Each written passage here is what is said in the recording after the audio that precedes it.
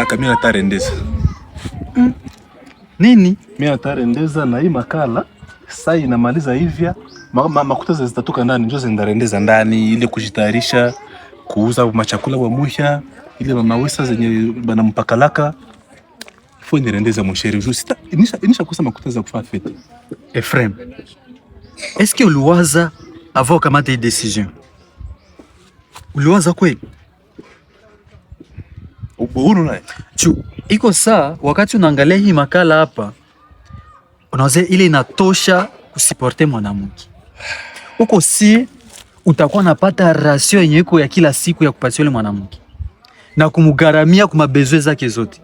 Sasa probleme ni ngoye ndafanya kama mariage na sina kitu. Wewe kuna desturi yetu hapo hivi. Mimi siseme kama probleme ni kufanya mariage. Mais probleme ni kukuwa na kamwaika kukuwa na mulisha.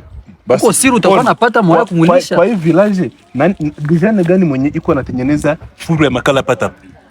Kwa hii village na jana gani mwenye iko na shamba mbili zinauteshaka mihindi 5 tonnes ku periode moja. Sasa wewe unapenda ukwesa vile kila mtu kwa hii village? Mimi en fait na ule fiesta kudanganya niko naona kama simurendeze bila kuna mkuta batanikula. Sasa ulikuwa unawaza murendeze? Mimi nawaza hivi nisaidie. Samedi anapita hapa sasa kwenda Hemea, tunasimamaka tu hapa tunamurendeza tunamukimbizia mule mwenye maana nitakusaidia kumnyangula kisha unanisaidia tu kukamata migulu na unasaidia kukamata wewe kwa usahau ile system ya kurendeza.